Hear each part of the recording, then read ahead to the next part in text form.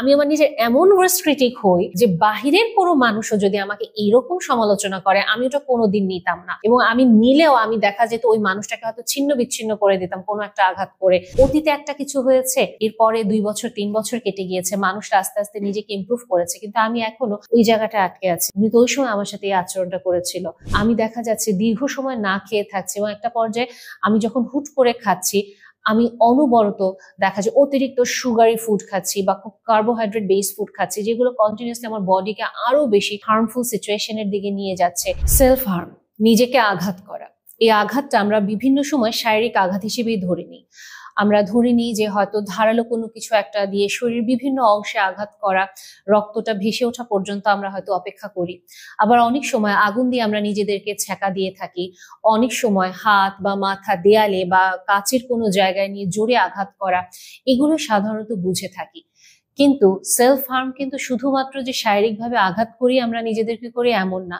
আমরা আরো বিভিন্ন পদ্ধতিতে মানসিকভাবে, আর্থিকভাবে নিজেদেরকে ক্ষতিগ্রস্ত করে থাকি। এবং এই সেলফ হার্মটা আসলে কি, কেন করি? এটা আসলে একটা কোপিং বিহেভিয়ার, কোপিং মেকানিজম। কেন আমরা সাধারণত এই আঘাতগুলো করে থাকি নিজেদেরকে?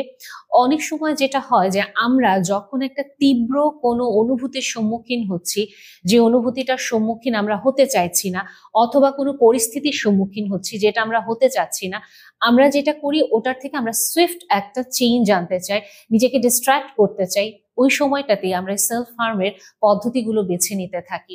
এবং অনেক সময় দেখা যায় একটা ইমোশন যেটা অনবরত আমার চারিপাশে হয়তো ঘুরছে, দৈনন্দিন জীবনে বিভিন্ন সময় ওটা আমাকে ফেস করতে হচ্ছে, আমরা চাইছি না ওটাকে ফেস করতে, আমরা কন্টিনিউয়াস অ্যাভয়েড করতে চাচ্ছি, এবং ওই অ্যাভয়েডেন্স টেন্ডেন্সিটা আমাকে আস্তে আস্তে পুশ করছে নিজেকে আঘাত করার জন্য। কারণ আমি যখনই একা থাকছি আমার হয়তো ওই অনুভূতিটা মনে পড়ছে, ঘটনাটা মনে পড়ছে যেটা আমি নিতে চাচ্ছি না।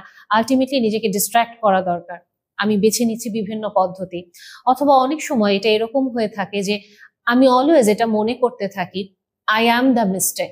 এটা প্রচন্ড ভয়াবহ একটা অনুভূতি। যখনই আমরা প্রচন্ড একটা শেমফুল একটা অনুভূতি নিজের ভিতরে নিয়ে নিই, ডেফিনেটলি একটু আগে যেটা বলেছি যে কোনো রকমের অনুভূতি, এখন স্পেসিফিক করে বলছি শেমফুল অনুভূতি, যে একটা ইমোশন যেটা অলওয়েজ আমাকে একটা মানে শেমফুল একটা ইভেন্টকে মনে করিয়ে দেয়, এবং আমাকে অলওয়েজ এই লাইনটা মনে করায়, আই অ্যাম দ্য মিস্টেক। সাথে সাথে আমরা নিজেকে ওই সিচুয়েশনটা থেকে ওভারকাম করানোর জন্য, নিজেকে ভালোবেসেই বলা যায় ওই সিচুয়েশনটা থেকে দূরে রাখার জন্য, ডিস্ট্রাক্ট করার জন্য আমরা নিজেদেরকে সেলফ হার্ম করতে থাকি। কারণ অনবরত একটা কথা নিজেকে বারবার এটা মনে করিয়ে দিচ্ছে আমি ভুল, আমি সবার জন্য ক্ষতিকর একটা মানুষ, এটা একজন মানুষ নিতে পারে না। তার সাবকনশিয়াস মাইন্ড অনবরত নিজেকে প্রোটেক্ট করার ট্রাই করে, তখনও আলটিমেটলি সে যে পদ্ধতিটা বেছে নেয় নিজেকে আঘাত করা। কিন্তু এই জিনিসটা যদি গিল্টে আসতো তাহলে এই কথাটা এরকম হতো, fine, I have done something wrong, আমি এই জিনিসটা এখন কারেক্ট করতে পারবো, এটাকে আমি ঠিক করতে পারবো, এবং আমি এখানে মিস্টেক না, একটা কাজের মাধ্যমে ভুলটা হয়েছে, কাজটাকে তাহলে ঠিক করা যেতে পারে। ইন ফিউচার আমি আমার অভিজ্ঞতা থেকে শিখে নিলাম যে ভুলটা আমি আর করবো না। কাজে আমাদেরকে এই একটা জায়গায় অলওয়েজ ফোকাস করা উচিত যে যদি আমরা কখনো নিজেকে অনবরত এই মেসেজটা দিই, I am the mistake, please আপনি ওভারঅল সিচুয়েশনটাকে অবজার্ভ করেন এবং আপনি দেখেন আসলে কি আপনি মিস্টেক, নাকি ওই সিচুয়েশনে পড়ে আপনি যে রিয়াকশনটা দিয়েছেন, যে কথাটা বলেছেন, যে কাজটা করেছেন, ওটা হয়তো একটা ভুল ছিল, ইম্পালসিভ একটা বিহেভিয়ার ছিল। কিন্তু আপনি যদি নেক্সট টাইম এই কথা, কাজ বা বিহেভিয়ারটাকে পরিবর্তন করে নতুন একটা কথা, কাজ, বিহেভিয়ার নিয়ে আসেন, তখন আসলে সিচুয়েশনটা হুবহু এরকম হবে না। আরেকটা যে জিনিস আমাদেরকে খুব পুশ করে সেলফ হার্মের দিকে, আমরা নিজেদের প্রত্যেকটা সফলতা অর্জনকে অনেক বেশি ছোট করে দেখি। হতে পারে যে আমি হয়তো আসলে খুব দয়ালু একজন মানুষ, আমি হয়তো আসলে খুব এম্প্যাথেটিক একজন মানুষ, আমার হয়তো ওরকম কোনো ম্যাটেরিয়ালিস্টিক অ্যাচিভমেন্ট নেই, কিন্তু আমি মানুষকে দৌড়ে গিয়ে সাহায্য করছি, মানুষ আমার কাছে আসলে খুব শান্তি পায়, তারপরেও আমি নিজেকে অনবরত বলবো I am good for nothing, আমার লাইফে কোনো অ্যাচিভমেন্ট নেই, আমার কিচ্ছু নেই। আবার অনেকের ক্ষেত্রে এরকমও হয় যে সে লাইফে আসলে অনেক বড় বড় কিছু অ্যাচিভ করেছে, এক্সট্রা কারিকুলার অ্যাক্টিভিটিস হতে পারে, পড়ালেখা হতে পারে, খেলাধুলা, যে কোনো কিছু, এরপরেও তার মনে হয় I am not good enough, আমি আসলে কিছুই করছি না। এবং অনেক ক্ষেত্রে এই বিহেভিয়ারটা ইনফ্লুয়েন্স হয় যখন তার আশেপাশের সবচেয়ে ক্লোজ মানুষরা তাকে অনবরত কাইন্ড অফ ইগনোর করে, ইনভিজিবল করে ফেলে বা অনবরত কম্প্যারিজন করে অথবা বুলি করতে থাকে, তখন তার আসলে মনে হয় যে যাদের কাছ থেকে আমি অ্যাকনলেজমেন্ট চাই আমি তো ওটাই পাচ্ছি না, এবং যেহেতু আমি এটা চাইছি এবং পাচ্ছি না, আলটিমেটলি আমি আসলে গুড ফর নাথিং। এগুলো অন্যরা, বাহিরের মানুষরা যে যাই বলুক না কেন, এগুলো ওনারা জাস্ট আমাকে একটু ভালো রাখার জন্য বলে, এগুলো আমি কখনোই ভেতরে নিব না। এবং ওনার ইনার ভয়েসটা তখন ওই যে ওনার ক্লোজ বাউন্ডারিতে যাদেরকে উনি জায়গা দিয়েছেন, ওনারা অনবরত ওনার ভেতরে সেলফ ডাউট তৈরি করার জন্য যে কথাগুলো বলে ওগুলোই কাজ করতে থাকে, এবং আস্তে আস্তে ওই সেলফ ডাউটটা উনি নিতে পারেন না এবং ধীরে ধীরে উনি সেলফ হার্মের পথটা বেছে নেন। কারণ কন্টিনিউয়াসলি একটা মানুষ নিজের সাথে যুদ্ধ করছে নিজেকে ভালো একটা জায়গায় নেওয়ার জন্য, ভালো কিছু অ্যাচিভ করার জন্য, কিন্তু ওটা উনি পাচ্ছেন না। দিন শেষে বরং নিজের ভিতরে অদ্ভুত রকমের সেলফ ডাউট, আশেপাশের মানুষরা যাদেরকে উনি খুব ভালোবাসেন, কাছের ভাবেন, ওনারা ওনার ইনার ভয়েসটাকে একেবারে নষ্ট করে দিয়েছেন এবং কখনোই অ্যাপ্রিসিয়েশন, অ্যাকনলেজমেন্টটা উনি পান না। আলটিমেটলি নিজেকে ডিস্ট্রাক্ট করার জন্য আবার উনি সেলফ হার্মের দিকে চলে যান। আমরা আরেকটা যে কাজ করে ফেলি, সবকিছুর জন্য নিজেকে দায়ী করে ফেলি, মানে প্রত্যেকটা ঘটনা আমি পার্সোনালাইজ করি। আজকে হয়তো আমার ফ্রেন্ডের কোনো কারণে আমার সাথে মানে কমিউনিকেশনটা ভালো হয়নি, ওর হয়তো কোনো কারণে আমাকে, আমি একটা প্রশ্ন করেছি সে উত্তর দেয়নি, আমি চট করে ধরে নিই হয়তো আমি ওর সাথে কোনো একটা খারাপ কাজ করেছি, ওই যে ওই দিন আমি ওকে অ্যান্সারটা দেইনি, ওই দিন আমি ওকে হেল্প করিনি, এর জন্য ও আমার উপর মন খারাপ করেছে। আমার বাবা বা মার সাথে আমি ওই কাজটা করেছি, এই কারণে ওনারা আজকে আমার সাথে এই আচরণটা করেছে। আমার বস বা আমার ওই প্রতিবেশী বা আত্মীয়র সাথে আমি কাজটা করেছি, এই কারণে উনি আমার সাথে এরকম একটা বিহেভ করেছেন। এবং সব ধরনের নেগেটিভ ইমোশন আমরা ইন্টারনালাইজ করতে থাকি এবং দেখা যায় নিজের ভেতরে একটা যুদ্ধে চলে যায়, যে নিজেকে বলতে থাকি কেন তুমি ওই সময় কাজটা করলা, এটা তো তুমি না করলেও পারতে, এবং আমি কাইন্ড অফ আমার ওয়ার্স্ট ক্রিটিক হয়ে যাই। সো এখানে বেসিক্যালি দুটা পয়েন্ট, একটা হচ্ছে সবকিছু পার্সোনালাইজ করি, আরেকটা হচ্ছে আমি আমার নিজের ওয়ার্স্ট ক্রিটিক। আমি আমার নিজের এমন ওয়ার্স্ট ক্রিটিক হই যে বাহিরের কোনো মানুষও যদি আমাকে এইরকম সমালোচনা করে আমি ওটা কোনোদিন নিতাম না, এবং আমি নিলেও আমি দেখা যেত ওই মানুষটাকে হয়তো ছিন্ন বিচ্ছিন্ন করে দিতাম কোনো একটা আঘাত করে, বা আমি তাকে কমপ্লিটলি তার সাথে সম্পর্ক বাদ দিয়ে দিতাম। কিন্তু আমরা নিজের সাথে এই কাজটা করি, আমরা নিজেকে অনবরত ক্রিটিসাইজ করতে থাকি যে কেন এই কাজটা করলাম, এটা তো এরকম না হয়ে এরকম করা উচিত, আমাকে দিয়ে কখনো ভালো কিছু হবে না, আমি কোনো কিছু ভালো ডিজার্ভ করি না, আমি সব সময় এরকম করি, আমি মানে কখনো ভালো কিছু করতে পারবো না, সব সময়, কখনো, অল দ্য টাইম, বা প্রতিবার, বা আমি আসলে ফেইলিয়ার, এরকম বিভিন্ন রকমের নেগেটিভ কথা বলে নিজেকে আমরা খুব বাজে রকমের সমালোচনা করি। নিজের পড়াশোনা থেকে শুরু করে নিজের কথাবার্তা, আচরণ, কাজ বা প্রত্যেকটা সফলতা অর্জন, প্রত্যেকটাকে আমরা খুব বাজেভাবে ক্রিটিসিজম দিই। এবং আমি যেটা বললাম যে বাহিরের মানুষও না আমাদেরকে এত খারাপ ক্রিটিসাইজ করে না যেটা আমরা নিজেরা করি, এবং কাইন্ড অফ আমাদের ভিতরে এমন একটা ধারণা হয় আমাকে ঘিরেই হয়তো পুরো পৃথিবীটা ঘুরে যাচ্ছে, আমি হয়তো বুঝতেও পারছি না আমি এভাবে চিন্তা করছি। অন্যরা যদি আমাকে বলেও যে না আমি আসলে তোমার কারণে ডিজার্টেড ছিলাম না, বা আমি তোমাকে নিয়ে কোনো কারণেই ওই সময় বেস্ট অফ ছিলাম না, আমার নিজের ব্যক্তিগত কারণ, এরপরেও আমরা নিজের ভেতরে একটা ডিলেমায় চলে যাই, maybe I am the reason, I was the reason and I will be the reason for her destruction or bad time. এই যে এভাবে জিনিসগুলো চিন্তা করি, এটা আমাকে আস্তে আস্তে পুরোপুরি ফেলে দিতে থাকে। এবং এগেইন আমি এই নেগেটিভ ইমোশন নিতে পারি না, কারণ ফার্স্ট পয়েন্টই তো বলেছি যে আমি আমার নেগেটিভ ইমোশন থেকে অলওয়েজ আমি পালিয়ে বেড়াতে চাই, তখন আমি সেলফ হার্মের দিকে চলে যাই। আরেকটা যে জিনিস আমাদেরকে অনেক বেশি কষ্টকর একটা অনুভূতির ভিতরে নিয়ে যায়, আমরা সেলফ স্যাক্রিফাইস করি। আমরা নিজের যে যত্ন নেওয়া প্রয়োজন এই কাজটাতে কখনো ফোকাস করি না, আমরা নিজেকে সব সময় সবার শেষে রাখি। আমাদের ভেতরে একটা পিপল প্লিজার টেন্ডেন্সি থাকে যে মানুষকে খুশি করতে হবে, এবং যখন আমরা মানুষকে খুশি করতে চাই, মানুষের অ্যাপ্রুভালটা পেতে চাই, সো একটা মানুষকে খুশি করার জন্য আমি এক্সট্রা মাইল চলে যাব। তারপরেও যখন আমি দেখবো যে আমি আসলে পারছি না, এগেইন আমি আস্তে আস্তে করে একটা ডিপ্রেসিভ এপিসোডে চলে যাব, এবং আমার কাছে মনে হবে আমি আর কি করলে আমি ওই মানুষটার ভালো থাকাটা, ভালো লাগাটা অ্যাচিভ করতে পারতাম, ওই মানুষটার সঙ্গ আমি অ্যাচিভ করতে পারতাম, ও আমাকে একটু ভালোবাসতো। এই যে একটা কষ্ট, একটা না পাওয়া, মানুষকে খুশি করতে পারলাম না বা করার চেষ্টা করেছি এরপরেও আমি ব্যর্থ, ওটা এগেইন আমাকে একটা ডিপ্রেসিভ এপিসোডে নিয়ে যায়, একটা নেগেটিভ থট প্যাটার্নে নিয়ে যায়, যেটা আমাকে ট্রিগার করে নিজেকে হার্ম করার জন্য। আর লাস্ট যে জিনিসটা আমাদেরকে অনেক বেশি পুশ করে সেলফ হার্মের জন্য, আমরা না কোনো কষ্টকর অনুভূতি বা যে কোনো নেগেটিভ অনুভূতি আমরা ছেড়ে দিতে পারি না, আমরা সবকিছু ধরে থাকি। আমরা বলি না গ্রাজ হোল্ড করা বা আমি কখনো কোনো কিছু লেট গো করতে পারি না, অ্যাকচুয়ালি এটা সেই পয়েন্টটা যে যাই কিছু হোক না কেন আমরা সবসময় নিজের ভেতরে ধরে থাকি। অতীতে একটা কিছু হয়েছে, হয়তো ওই মানুষটার সাথে সম্পর্কের শুরুতে, এরপরে 2 বছর 3 বছর কেটে গিয়েছে, মানুষটা আস্তে আস্তে নিজেকে ইমপ্রুভ করেছে, কিন্তু আমি এখনো ওই জায়গাটা আটকে আছি যে উনি তো ওই সময় আমার সাথে এই আচরণটা করেছিল। সো আমি অনবরত ওই মানুষটাকেও আঘাত করি, আবার নিজেকেও কষ্ট দিই যে ও যে আমার সাথে আছে ও তো ওরকম আচরণ করতে পারে। বাট আমরা এটা দেখি না, সময়ের সাথে সাথে হয়তো মানুষটা এটা রিয়েলাইজ করে নিজেকে বদলে ফেলছে, কিন্তু আমি সবকিছু হোল্ড করছি, আমার গ্রাজ হোল্ড করছি। আমি আসলে অন্য মানুষদেরকে অতীতে ধরে রেখে নিজেই বুঝতে পারছি না যে নিজের পিঠে আমি 20-30 কেজি ওজনের একটা বোঝা নিয়ে ঘুরে বেড়াচ্ছি এবং নিজেকে ডিপ্রেশনের দিকে আমি ঠেলে দিচ্ছি। এবং এই ওভারঅল থট প্যাটার্ন গুলোর পাশাপাশিও দেখা যায় যে অনেক সময় বর্ডারলাইন পার্সোনালিটি ডিসঅর্ডারের ক্লায়েন্টরা অনেক ক্ষেত্রে সেলফ হার্মের একটা খুব বিগেস্ট টেন্ডেন্সির মধ্যে থাকেন। ডিপ্রেশনে অনেক সময় মানুষ দেখা যায় যে নিজেকে যখন আর উনি নিতে পারেন না, এক্সট্রিম পর্যায়ে চলে যায়, এই সেলফ হার্মের টেন্ডেন্সিটা চলে আসে। আবার অনেক সময় এটা একটা লার্নেড বিহেভিয়ারও থাকে।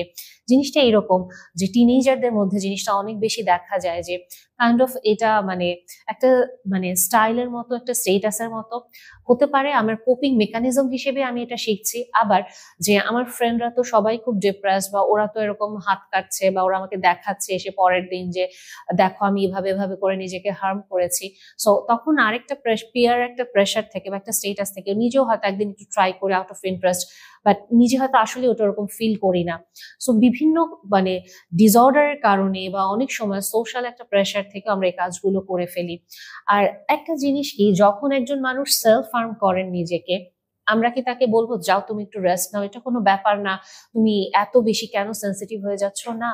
কারণ আপনি জাস্ট একটা জিনিস চিন্তা করেন যে এটা তো একটা কোপিং মেকানিজম। এই মানুষটা তো ওনার যে তীব্রভাবে কষ্ট হচ্ছে উনি ওটা সহ্য করতে পারছেন না, এবং একজন মানুষ তার শরীরকে অবশ্যই প্রচন্ড ভালোবাসেন, এবং উনি ওই কষ্টটা সহ্য করতে না পেরে ওনার হাতটা হয়তো একটা ধারালো কিছু দিয়ে চিরে দিচ্ছে, রক্ত ফুটে উঠছে, এবং ওই কষ্টটা থেকে উনি ডিস্ট্র্যাক্ট হয়ে তখন ওনার ওই পেইনটা, ওই জ্বলুনিটা উনি মানে ঠিক করার চেষ্টা করছেন, মলম দেওয়ার চেষ্টা করছেন। সো যখন একজন মানুষকে আপনি কোনোদিনও দেখবেন যে তার হাতে হয়তো অনবরত বিভিন্ন কাট মার্কস বা বিভিন্ন স্ক্র্যাচ মার্ক শরীরের বিভিন্ন জায়গায়, মানুষটাকে অপদস্থ করার চেষ্টা করবেন না, মানুষটাকে বোঝার চেষ্টা করেন যে ওই মানুষটা কি পরিমাণ কষ্টের ভিতর দিয়ে যায়, কতটা অসহায় হয়ে গেলে একটা মানুষ এইভাবে নিজেকে সেলফ হার্ম করে।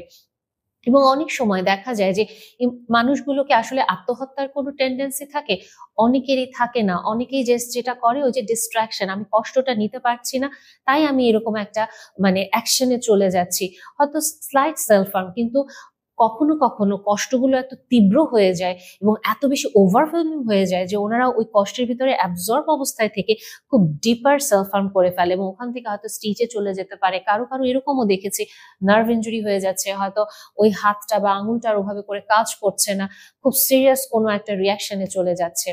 কোন কোন পদ্ধতি সাধারণত সেলফ হার্মের জন্য আমরা ব্যবহার করে থাকি? এতক্ষণ তো যেটা আমি বললাম শুরুতে যে সেলফ হার্মটাকেই বুঝি, বিভিন্ন এক্সাম্পল ও সেলফ হার্ম নিয়ে এনেছি। শুধু কিন্তু মানুষ সেলফ হার্ম বলতে যে ফিজিক্যাল কাট মার্ক বা স্ক্র্যাচ মার্ক এটা দিয়েই বোঝায় না। অনেক সময় মানুষ বিভিন্ন ইনভিজিবল ওয়েতেও নিজেকে সেলফ হার্ম করে।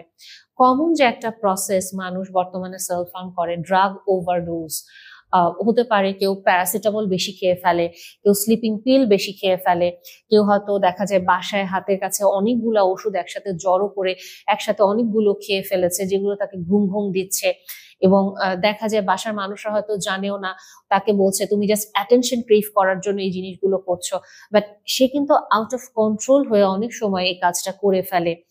আবার আরেকটা যে পদ্ধতি দেখা যায়, যেটা আমরা খাওয়া দাওয়া নিজে নিজে বাদ দিয়ে নিজেকে অনেক টর্চার করি।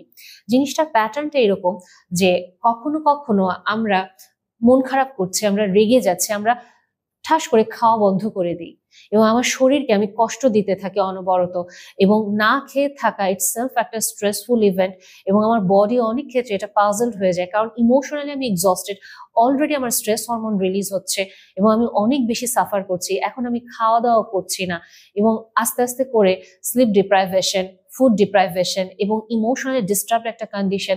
তার মানে আমি আমার নিজেকে একটা ইনভিজিবল সেলফ হার্মের দিকে নিয়ে যাচ্ছি, এবং কন্টিনিউয়াসলি আমি দেখা যাচ্ছে দীর্ঘ সময় না খেয়ে থাকছি এবং একটা পর্যায়ে আমি যখন হুট করে খাচ্ছি আমি অনবরত দেখা যায় অতিরিক্ত সুগারি ফুড খাচ্ছি বা খুব কার্বোহাইড্রেট বেসড ফুড খাচ্ছি, যেগুলো কন্টিনিউসলি আমার বডিকে আরো বেশি একটা মানে হার্মফুল সিচুয়েশনের দিকে নিয়ে যাচ্ছে। এবং এই যে না খেয়ে থাকা তারপর বিঞ্জ করা, না খেয়ে থাকা বিঞ্জ করা, একটা পর্যায়ে এটা হয়তো আমার একটা ইটিং ডিসঅর্ডার হ্যাবিটে কনভার্ট হয়ে যেতে পারে। এবং এটা মানে খুবই মারাত্মক একটা mental health disorder, eating disorder.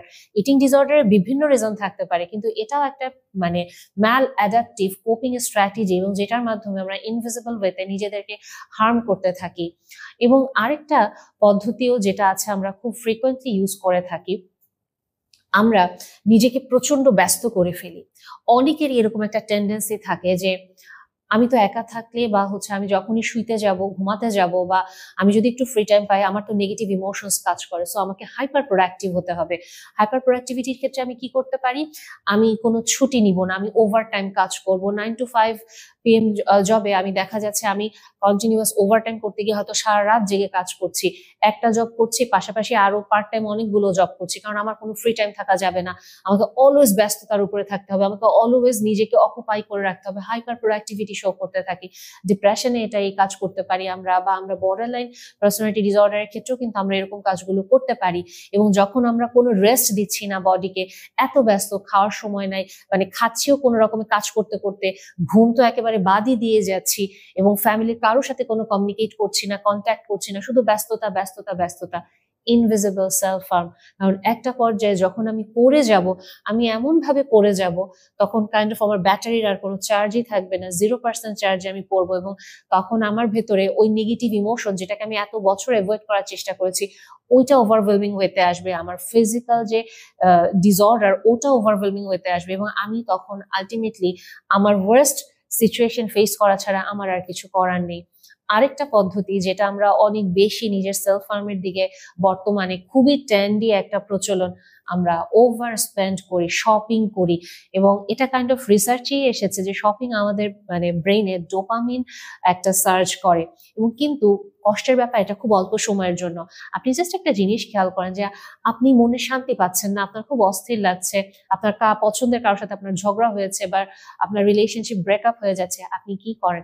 অনেকে আমরা যেটা করি, বিঞ্জ শপিং করি। আমরা জাস্ট অনলাইনে এক গাদা জিনিস কার্ট করে ফেলি, হয়তো দুম করে অর্ডারও দিয়ে ফেলি, এবং তারপর আমরা রিগ্রেট করা শুরু করি। কিন্তু যখন এই প্রসেসটায় জিনিসটা আমি বাছছি, যাচাই বাছাই করছি, এটা করবো না ওটা করবো, আমার কিন্তু ভালোই লাগে তখন।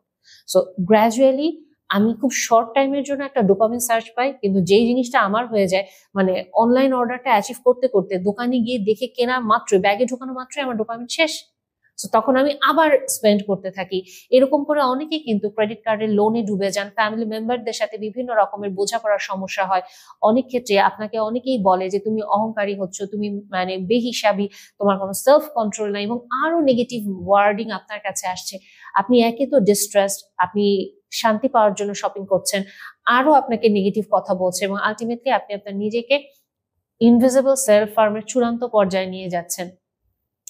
আরেকটা যে জিনিস আমরা সাধারণত খুব ফ্রিকোয়েন্টলি করি, আমরা নিজেকে ডিস্ট্র্যাক্ট করে রাখি, টাইম ওয়েস্ট করি, আমরা কন্টিনিউয়াসলি নিজেকে ডিস্ট্র্যাক্ট করার জন্য মোবাইল স্ক্রল করি, ইউটিউব বিঞ্জ করি, নেটফ্লিক্স বিঞ্জ করি, বাট কিছুতেই ঠান্ডা মাথায় নিজের সাথে 5টা মিনিট আমরা কাটাতে প্রস্তুত না। কারণ আমার ফ্রেন্ডের সাথে আমার আর্গিউ হয়েছে, আমার বাবা মার সাথে আর্গুমেন্ট হয়েছে, আমার রিলেশনশিপের প্রবলেম, কেওস, আমার ক্যারিয়ারে কোনো সমস্যা হচ্ছে, নিজেকে নিয়ে আমি ইনসিকিউর, এগুলো কোনোটাতে আমার মাথা দিতে ইচ্ছা করছে না। সো আমি কি করব, আমি জাস্ট নিজের সময়টা আমি নষ্ট করব, আমি কোনো প্রোডাক্টিভ কিছু করব না, আমি প্রচন্ড রকম ভাবে মানে স্ক্রিন বিঞ্জিং স্টার্ট করব, এবং ওটা করার পরেও আমার একটা গিল্ট ট্রিপে আমি চলে যাব। নিজেকে কন্টিনিউয়াসলি আমি বলতে থাকবো যে okay fine, I am the mistake, এবং আমি কখনো কোনো ভালো ডিসিশন নিতে পারি না, এতবার বলি এগুলো করবো না, এরপরেও আমি কেন করি। আরেকটা টেন্ডেন্সি যেটা আমরা সাধারণত করে থাকি, যে আনহেলদি রিলেশনশিপে আমরা কন্টিনিউয়াসলি থাকার চেষ্টা করি, বিভিন্ন রেড ফ্ল্যাগ দেখেও, হয়তো আমার এখনো বিয়ে হয়নি, তারপরেও আমি ওই সম্পর্কটাতে থেকে যাচ্ছি, এবং ইনভিজিবলি নিজেকে আমরা হার্ম করছি। এবং আলটিমেটলি এই সম্পর্কগুলো বয়ে নিয়ে বেড়াতে বেড়াতে আমি নিজেকে দেখা যায় যে একটা সময় আমি এটা ফিল করি যে আমি মেবি কোনো রিলেশনশিপের জন্যই আসলে ওয়ার্দি না, আমার প্রবলেম, এবং আমার পার্টনাররাই আমাকে আসলে বারবার মানে ব্রেকআপে করছে বা ডিচ করছে এবং I am not good enough বা হচ্ছে আমি আসলে এটাই ডিজার্ভ করি, কোনো হেলদি রিলেশনশিপ না। বাট হয়তো জিনিসটা এইরকম, যেটা একটু আগে বললাম, আমি মানুষকে খুশি করতে গিয়ে এক্সট্রা মাইল চলে যাচ্ছি এবং আমি হয়তো বুঝতে পারছি আমার পার্টনারের বিভিন্ন রেড ফ্ল্যাগ, বাট স্টিল আমি নিজেকে সেলফ স্যাক্রিফাইস করতে থাকি। আমি ভাবি আরেকটু দেখি, ও তো রিলেশনের শুরুতে অনেক ভালো ছিল, এখন যতই আমাকে টর্চার করুক না কেন হয়তো ওরকম আবার হয়ে যাবে, হয়তো আমার কারণেও এরকম কোনো বিহেভ করছে। এবং এটা একটা কমন এক্সাম্পল আমি যদি দেই, যে নার্সিসিস্টিক পার্সোনালিটি বলেন বা এই যে যারা ম্যানিপুলেটিভ, ইমোশনালি ম্যানিপুলেটর থাকে, ওনারাই অনেক সময় কিছু সময় আপনাকে লাভ বম্বিং করবে, আবার কিছু সময় আপনাকে একটা গিল্ট ট্রিপে নিয়ে যাবে যে you are the reason why I behave like this. So এই জিনিসটাও আপনি নিতে পারবেন না। তখন আপনার কাছে মনে হবে আসলে লাভ বম্বিং এর টাইমটাও তো সত্যি। আবার ও যখন বলছে যে আমার কারণে খারাপ বিহেভ করছে, দেন এটা আমারই প্রবলেম, আমাকেই হিল করতে হবে। সো আপনি একটা আনহেলদি রিলেশনশিপে থাকছেন এবং আপনি এটা মানে নিতে পারছেন না, টলারেট করতে পারছেন না। এবং এখানে আরেকটা এক্সাম্পল আমি দিব, এটা কমনলি আমরা দেখি যে আপনার পার্টনার আপনাকে থ্রেট করে, তুমি যদি আমাকে ছেড়ে চলে যাও আমি সুসাইড করব, তুমি যদি আমাকে ছেড়ে চলে যাও আমি এই যে নিজেকে আমি আঘাত করছি, এবং মানে you are the reason behind this, এরকম করে হাত কাটার আপনাকে ছবি পাঠাচ্ছে, ড্রাগ ওভারডোজ করে ফেলছে এগুলোর ছবি দিচ্ছে, এবং আপনি পাজলড হয়ে যাচ্ছেন যে আমি যদি আসলেই চলে যাই তাহলে একটা মানুষ তো মারা যাবে, একটা মানুষের জীবন চলে যাবে, এটার জন্য আমি রেসপন্সিবল হব না, এর চেয়ে বেটার আমি কষ্ট করে ওর জীবনে থাকি, ও তাও ভালো থাকুক, আমি ওর সাথে গুড বিহেভ করব। বাট আপনি আবার এটা না নিতে পারে আপনি নিজেকে সেলফ হার্ম করা স্টার্ট করছেন, কিন্তু আপনি কাউকে ব্লেম করেন না, আপনি জাস্ট নিজের ভেতরে এই জিনিসটা রাখার চেষ্টা করছেন। সো ওভারঅল এই প্রত্যেকটা সিচুয়েশন আপনাকে অ্যাকচুয়ালি ইনভিজিবল সেলফ হার্মের দিকে নিচ্ছে। আরো আমরা আরেকটা পদ্ধতিতে সেলফ হার্ম করে থাকি, সেটা হচ্ছে পারফেকশনিজম। আমাদের অনেকেরই একটা টেন্ডেন্সি থাকে যে each and everything needs to be perfect, এবং আমরা হয়তো মানুষের কাজগুলো পারফেক্ট হচ্ছে না দেখে, আমার মন মতো হচ্ছে না দেখে তাদের উপরে বিরক্ত হই, কিন্তু আমরা মানে ভাবি যে কাজটা নিখুঁত করছি এই কারণে যাতে কাজটা সুন্দর হয়, স্ট্যান্ডার্ড মেনটেন হয়। বাট আমরা এটা খেয়াল করি না, আমরা যে পারফেকশনিজম চাচ্ছি, বেস্ট একটা কাজ দিতে চাচ্ছি, এটা অ্যাকচুয়ালি আমার ইনসিকিউরিটিকে ফিড করে, এটা অ্যাকচুয়ালি আমার কাইন্ড অফ যে ভেতরে মনে হয় যে I am not good enough, এইটাকে ফিড করে। কারণ আমি ভয় পাই যে মানুষ যদি আমাকে ক্রিটিসিজম দেয়, মানুষ যদি আমাকে বলে যে এটা তো ঠিক হয় নাই, তোমার তো এখানে আরো কিছু করার অপশন ছিল, এবং এখানে মানে জিনিসটা এরকম, it's not the Quest for the best, actually it's a Quest for the worst. আপনি আপনার নিজের ভেতর থেকে আপনার ওয়ার্স্ট যে ফিয়ার, ওইটাকে আপনি ফেস করতে চাইছেন না, দ্যাটস ওয়াই আপনি পারফেকশনিজম ট্রাই করে যাচ্ছেন। এবং পারফেক্ট বলতে আসলে কি, এটা তো কোনো কিছু নাই, কারণ আপনার কাছে যদি 6 পারফেক্ট হয়, আমার কাছে 9 পারফেক্ট। সো 6 আর 9 দুইটা পার্সপেক্টিভ থেকে দুই রকম। এবং আরো যে জিনিসটা, ধরেন মানে একটা প্রজেক্ট আপনি খুব পারফেক্টলি মানে সাবমিট করার ট্রাই করছেন, ওটার পিছনে আপনি যে এফোর্ট দিচ্ছেন, হয়তো ওই প্রজেক্টটা পারফেকশনিজমে না গিয়ে আপনি যদি লজিক্যাল ক্রিটিক্যাল মাইন্ডে দেখতেন, আপনার যে এফোর্টটা আপনি এখানে দিচ্ছেন, ওই এফোর্টের আরো 50 to 40% আপনি সেভ করে আরেকটা প্রজেক্টে দিতে পারতেন। সো আপনি যেটাকে ভাবছেন যে এটা আসলে আপনার বেস্ট পারফরমেন্স হিসেবে আপনি দেখাতে চান, বাট আপনাকে এই জিনিসটা মাথায় রাখা যে আপনি যখনই পারফেকশনিজম ট্রাই করছেন, ডেফিনেটলি আপনার নিজের কোনো ইনসিকিউরিটি আছে যেটাকে আপনি ফিড করছেন বা অ্যাভয়েড করছেন, এবং এটাও কাইন্ড অফ একটা ইনভিজিবল সেলফ হার্ম। আরেকটা পদ্ধতিতে আমরা এটা করি, এবং বর্তমানে এটা কাইন্ড অফ মানে আমাদের সোসাইটি আমাদেরকে এরকম করে ফেলছে, আইসোলেটেড লাইফ লিড করা। আমরা যেটা করি যে আমার স্ট্রাগল, আমার ডিপ্রেশন আমি কাউকে দেখাবো না, বা মানুষ আমাকে নিয়ে এত প্রবলেম ফেস করছে, বেটার আমি একা থাকবো, আমি আইসোলেটেড থাকবো। কিন্তু এই জিনিসটা মারাত্মক রকম ক্ষতিকর আমাদের জন্য। বলা হচ্ছে, এটা বিভিন্ন রিসার্চে দেখা গিয়েছে, আপনি যখন সোশ্যাল কানেকশন মেনটেন করেন, এটা আপনার মেন্টাল হেলথকে ইমপ্রুভ করে, আপনার ক্যান্সারের বিরুদ্ধে ইমিউনিটি তৈরি করে, আপনার ফিজিক্যাল হেলথকে ইমপ্রুভ করে, এবং আপনার ব্রেইন ফগ দূর করছে, এবং মাল্টিপল আপনাকে সুবিধা দিচ্ছে। এবং যখন আপনি বেসিকলি আইসোলেটেড একটা লাইফে যাচ্ছেন, এটা যেমন আপনাকে ডিপ্রেসিভ এপিসোডের দিকে নিচ্ছে, আপনার মর্টালিটি রেটকে এটা বাড়িয়ে দিতে চাইছে। সো আলটিমেটলি সোশ্যাল কানেকশন যেখানে আপনার ইমিউনিটি বুস্ট করছে, ওভারঅল আপনার আইসোলেশন আপনাকে আলটিমেটলি মর্টালিটির দিকে নিয়ে যাচ্ছে। এবং মানুষ বেসিকলি একা থাকতে পারে না, হিউম্যান বিং এভাবেই ওয়্যার করা যে তার জন্য হিউম্যান কানেকশন অনেক বেশি জরুরি। এবং আপনারা কম বেশি দেখবেন, আমি প্রত্যেকটা ভিডিওতে এটা খুব এমফাসাইজ করি যে definitely human connection is the কি আপনার বিভিন্ন রকম মেন্টাল ডিসঅর্ডার থেকে বাঁচার জন্য। সো আপনি যখনই নিজেকে আইসোলেটেড করছেন, আপনি ভাবছেন আপনি একা বাঁচবেন, আপনি লোনলিনেস বেছে নিচ্ছেন, যেটা খুব আনহেলদি, এবং এটা একটা invisible self harm. Risky sexual behaviour, এটাও একটা ইনভিজিবল সেলফ হার্ম, এবং এই টেন্ডেন্সিটা বর্তমানে অনেক বেশি বেড়ে যাচ্ছে। আমরা যেটা করি যে আমরা কাইন্ড অফ হুকআপে চলে যাই, যে আমার প্রচন্ড রকম একটা মানে ব্রেকআপ হয়েছে, বাজে ব্রেকআপ, আমি নিজেকে কোনো রকম ভাবে ধরে রাখতে পারছি না, বা আমার প্রচন্ড লোনলি লাগছে, আমি জাস্ট র্যান্ডম মানুষকে হয়তো বিভিন্ন ডেটিং অ্যাপে নক করলাম, টিন্ডার, বাম্বল বা কোনো জায়গায়, এবং ওখান থেকে জাস্ট সিম্পলি আমি একটা হুকআপে চলে যাচ্ছি, এবং আলটিমেটলি ওখান থেকে যখন আমি চলে আসছি প্রচন্ড এমটিনেস, ডিসগাস্টেড একটা ফিলিং নিয়ে আসছি, এবং আমি কিছুতে ওটার সাথে কোপ করতে পারছি না, এবং ওইটা আমাকে আবার একটা ডিপ্রেশনে ফেলছে। ওখান থেকে আমি আবার আসলে একটা মানে সেলফ হার্মের একটা সাইকেলে চলে যাচ্ছি। এবং আমরা অনেক ক্ষেত্রে এটাকে ট্রেন্ডি হিসেবে নিচ্ছি এই কারণে, কারণ অনেক সময় ফ্রেন্ড সার্কেলরাই আমাদেরকে বর্তমানে এটা সাজেস্ট করে যে একটা ব্রেকআপ হয়েছে, তোর কিছু ভালো লাগতেছে না, তুই খুব লোনলি ফিল করতেছিস, জাস্ট গো ফর হুকআপ, এটার জন্য ওয়েট করতেছিস কেন? সো এইটার পরে আফটার ম্যাচটা আসলে যিনি অ্যাকচুয়ালি যায় উনি বুঝতে পারছেন যে উনি অ্যাকচুয়ালি কিভাবে ওনার নিজের ক্ষতি করে ফেলেছেন।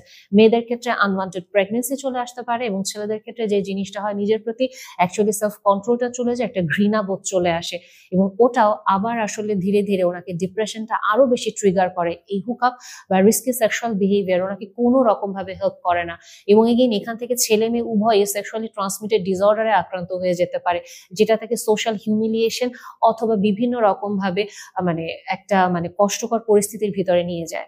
আরেকটা কিন্তু অতটা কমন না, বাট এটা আমি খুব ফ্রিকোয়েন্টলি অনেকের ভিতরে জিনিসটা দেখি, ওভার এক্সারসাইজ। এক্সারসাইজ ভালো জিনিস, এটা আপনাকে হেল্প করবে, কিন্তু আমাদের অনেকেরই নিজেদের বডি নিয়ে অনেক বেশি ইনসিকিউরিটি কাজ করে। আবার ওই যে বিভিন্ন লাইফে ট্রমা আছে ওইটা কাটানোর জন্য আমরা কাইন্ড অফ জিম ফ্রিক হয়ে যাই, আমরা এক্সারসাইজ ফ্রিক হয়ে যাই, মানে সবসময় শুধু এক্সারসাইজ এক্সারসাইজ এক্সারসাইজ সব কিছুতে। এবং এই ওভার এক্সারসাইজ আমার শরীরে বিভিন্ন সমস্যা তৈরি করে। কখনো আমাদের বিভিন্ন ইনজুরি হচ্ছে, কখনো দেখা যাচ্ছে যে আমার লিগামেন্ট, টেন্ডন বা আমার ব্যাক পেইন, বিভিন্ন ইনজুরিতে আমি চলে যাচ্ছি, বাট স্টিল আমি নিজেকে সাফোকেট করে ফেলছি, আমি এত বেশি এক্সারসাইজ করি। সো এরকম মাল্টিপল ওয়েজ থাকে যেখানে আমরা আসলে ইনভিজিবলি নিজেদেরকে সেলফ হার্ম করতে থাকি, এবং আমরা শুধু হয়তো ফিজিক্যাল হার্মটার দিকে অনেক বেশি ফোকাস করি। কাজেই আমরা অবশ্যই এই জিনিসগুলো মাথায় রাখবো যে আমরা আসলে সেলফ হার্মটা কেন করছি, এবং ডেফিনেটলি আমরা এই কারণগুলোর জন্য করছি, পাশাপাশি এই পদ্ধতিগুলোতেও করছি কিনা। যদি এটা হয় অবশ্যই আপনি জানেন যে এটা একটা কোপিং স্কিল, ম্যাল অ্যাডাপটিভ কোপিং স্কিল, যেখান থেকে বের হওয়া সম্ভব। এবং অবশ্যই আপনার জন্য যদি সম্ভব হয় আপনি প্রফেশনাল কারো হেল্প নেন, আর যদি আপনার প্রফেশনাল কারো হেল্প নেওয়া পসিবল না হয়, আপনার ফ্যামিলি মেম্বার যারা একটু সেন্সিবল, ইমোশনালি ম্যাচিওর, ওনাদের কারো হেল্প আপনি নেন, ডেফিনেটলি ওনারা আপনাকে হেল্প করার চেষ্টা করবেন।